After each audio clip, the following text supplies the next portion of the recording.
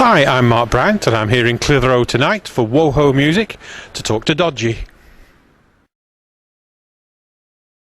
Through the seasons I have journeyed, without a clue to where I'm bound. I've lost my feelings long ago. I watched like he was the window, and since then I've heard no sound. So let me go far.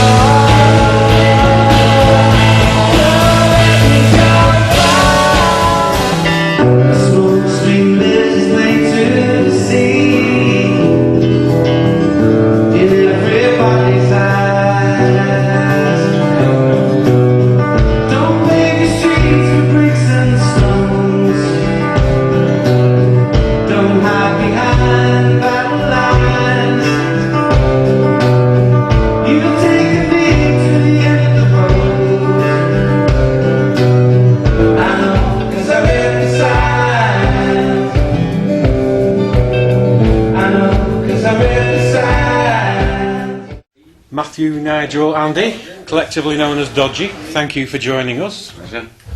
Or whatever, okay. So how does your experience of touring these days compare with when you first started out doing it? Well, we're not doing as many gigs as we used to do when we started out because we've been concentrating on recording an album, which we're doing at the moment. Yeah, I mean, it's extensive, heavy touring in the back of a transit van. At the end of the day, it's a young man's game because it's, you know, you need to be able to take the bruises and the late nights and everything, you know. And the tours that we'd do would be non-stop. You know, we'd do a 30-day tour of the UK, then we'd go out to Europe, then we'd come back, go to the studio, and then go on another tour. And that's really hard, and you need to be young and full of energy to do that. You know, as you get a little bit older, you know, you need to tour. You need to tour luxury. You know what I mean? Do more. You know, plush. Yeah. I mean, look at these door handles. I mean, that's beautiful. We never used to have those kind of door handles when we were... It'd be covered in graffiti, this room. Look at it now, like, you know. Exactly. Right, from Wikipedia, it defines one notable British band and artist with an identifiably Britpop sound who were active during the first wave of 1993 and 1997. Now, given all the other acts so labelled Britpop, how do you feel about the label?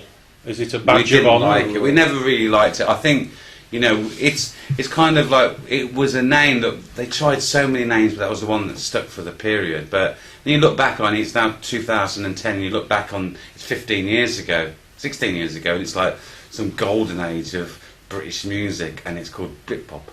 That's really original. Do you know what I mean? And it's just like, you know, and in the 60s it was the British invasion.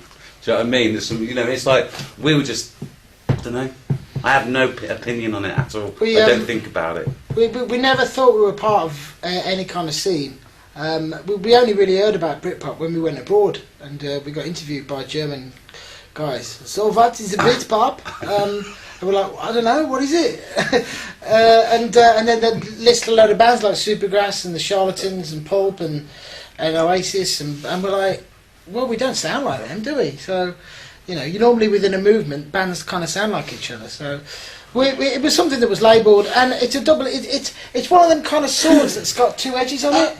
Yeah. Kind of one of them swords that. It's a double-edged sword. No one likes a smart aleck. It's like a double-edged sword. On one side, it was really good, the fact that we were swept up in this movement. On the other side, you also get labelled with bands like Menswear, which is never good. Do you all have a favourite Dodgy song or a favourite Dodgy album? Favourite Dodgy song is the one we've just written. Do you have a favourite child? So you see them all as your children? Yeah, I do actually. I do. I see them all like, you know. There's some are less fortunate than others, but you know, I'm not going to split hairs. You know what I mean? They're You're all talking about Marley. I'm talking about me songs. Oh, I'm sorry. You know. Yeah, I mean, I can't differentiate. You know, they all took time. We've as I said, we're writing some cracking new ones, so it'll be on the new album. Absolutely cracking, as good as we've ever done. But we're also pulling out some old ones that we haven't done for a while. We're playing that song called Sylvia's Bedroom, which was the B-side of, God, a really first single, first 92. single, 92. And I think we're going to play that tonight. It's good to dust off stuff we haven't done for a while, you know. The song "The Elephant" kind of stands out from the rest of your stuff. How did that come about? It's so different. Well, it came about. It came Drugs again, wasn't it? At the time, in 1991, was it? Elephant. 1990, isn't it? 1990. Matthew's dad went travelling around India, and he brought some tapes back, and he went, "Yeah, I listened to this," and so, you know, they ended up in my room. Sorry about that. Yeah. And anyway, I just went through them and just started sampling, and I sampled this tabla loop, and it was in F, and this song was written in F, and then the lyrics, that was the music background, and the lyrics were all about sort of being a bit messed up on, you know, on things, and sort of not knowing the clear way through, and not knowing what was going to happen next. And I think the insecurity that drugs can give you, you know, as well as the highs, the lows, you know, and I think all those sort of things really. It was a good watermark for us, that song. We all really enjoyed that, and we got a lot of affection for it. A lot of people do love that. It got a great review in the NME as well, I remember. Great review. It said it had lots of Zeitgeist. Not sure what that means. Lily Allen. Yeah. So, lots of artists have very different ways or means of writing the material. Is there anything in particular that inspires you guys to come up with songs? Our surroundings, really. I think our what goes on around us, and that's become more clear as we've got older. I don't think we were in any fit state to actually work out what that whole thing was years ago. We used to write songs, but it was obviously about how we were and what was going on in our lives. And I think now it's just we understand it a little bit more, you know. So I'm really influenced by my area where I live, you know, sort of like the folklore, the history, the nature of what goes on around it, you know, and stuff like that, you know. And people I know as well. So people I've become, you know, who we cross, and I think, you know, worthy of a song, or it just pops into my head. So songs come from everywhere. Songs are just like, you know, if you had a bunch of postcards, you'd probably doesn't make sense, that one. I'm sorry. Now you've played gigs with a lot of bands, some of them from the Britpop era. Who have you been most impressed with, and is there anybody you're in actual awe of? A band that we've played with that we're in awe of. Just there. We were on tour at Free Peace Suite in 1996, and our manager rang up Harvey Goldsmith and said, "We've got a day off in between Stoke and London. Can we come and watch The Who in Manchester?" And the message back was, "Only if you play." We went, "All right then," and it was on their Quadrophenia tour, and as a result, we played with The Who, which was incredible. It was alright. Joking, it's a joke. It's me dry. Brilliant. So yeah, The Who. So Nigel, you've done some solo work. What's it like to be back with Dodgy again? Crowded. Yeah. We're doing one of his songs actually. Yeah, it's Do one of good. his songs. I like it. I prefer it, must admit. Prefer it. Good. It's nice to know, isn't it, eh? Sorry for asking that, I think. Oh my God. I got stung the other day at 6:30 in the morning by a wasp on my ass. It was a gay wasp. I put my Jackie, my wife said, "Go up and make me a cup of tea." I was like, okay, didn't want any hassle. I'd been in bed about 3 hours. I put my shorts on without looking inside. Walked, done about. But by the time I got downstairs, it was 6:30, and I was going, "Ow," like that, and there was a wasp actually on my pants, and it already stung me. I still got the. Do you want to see it? Yeah! Do you want to see it? Yeah! Do you? So you're about to release your first album of original material in around about 10 years, I believe. Well, actually, no. It's in 14 years since we've released an album. By the time it comes out next year, it'll be a 15th year. But So- we're sort of recording it now, and we've just had some really good new songs coming through, and we'll definitely have it finished by the end of the year, and for release in the new year. Don't know how we're going to release it, who we're going to release it through. Those are the details. That's the trick, really. Anyway, Those are the details. it's how to release a record these days. Exactly. All that'll come. The most We're going to important learn thing. how to do that. Don't know how, but we're going to do it. Most important thing are the songs.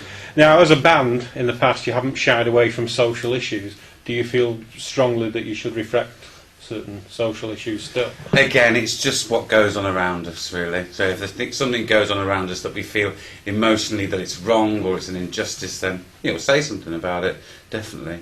I don't think there's any problem with that. Yeah, I mean, at the time we were, we had quite a lot of popularity, and we were, a lot of kids would come to our gigs, and so we'd use that to be able to put certain issues across with the Dockers or whatever. And if we get into that situation again where, we think that we can do some good and we're very passionate about something, we'll do it, I guess. Can I just come in here? Yeah. Right, weirdly, and I was thinking this when we were driving up, Dodgy have only released records when we've been under Conservative rule. Because we're releasing our next record next time, and it's obviously this whole thing that people say, but when the Conservatives in, art gets better because there's more to kick against. Yeah. So there you go, that's it. So we'd never released a record under Labour. Yeah. That was the reason why we didn't. Yeah. That's right. So is there a particular Dodgy record that you feel makes a particular political statement? Oh, it's you always try not to make them very, very pointed and absolutely about something. You want it to be a little bit more, loose on the meaning, because you want to be able to people to put their own meanings into it as well. A bit like UKRIP. But UKRIP was specifically about the state of it. Was about the state of England and the fact of. It's not united. Yeah, exactly. And it was almost like a kick against Britpop and all this false nationalism, which I hate. I don't mind people feeling patriotic, but if as a result of it you start being xenophobic against other nations, it's absolutely disgusting. So the difference between nationalism and patriotism, and UKRIP was about that, about all these people that had the Union Jack, and being all sort of nationalistic, and we're saying, well, it's not united. No. But there's been other songs as well we've done over the years that have been very much motivated by a certain situation. I think it's a really important bit, like it's actually, it's like these people like the English Defence League, they were up north this week, and it's just like they just go places. They around here, are they? I believe so. I'll keep it quiet. But they're their whole point is that Britain should be clean and white, and it's just like Britain's never been that. So what are they going on about? People like what is his name from the BNP? I agree. Nick Griffin. You let him have TV space because he's an idiot, and the more he gets on TV, the more people can realise what an idiot he is and what idiotic ideas he's got. The better, really. Do you know what I mean? Because it's there's no time for that, really. There's no time for that sort of intolerance and ignorance anymore. So are you happy with the way the album recording's gone? Yeah. Fantastic. Amazing. I've just had a really good idea, actually. Why don't we release it on a new format?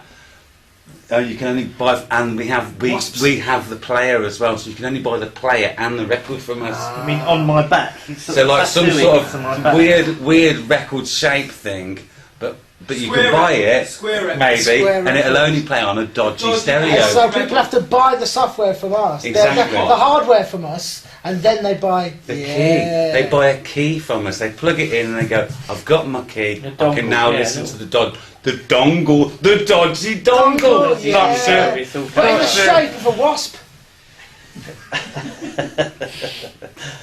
Yeah, not the wasp. But that's a good idea, isn't it? There you go. Yeah, absolutely. There you go. We've hit upon something. Sorted just now. Brilliant.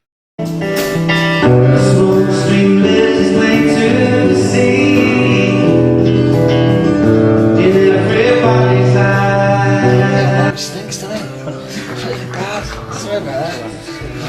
I'm gonna have to get some. Do you reckon you can get some? Do you reckon you can get some?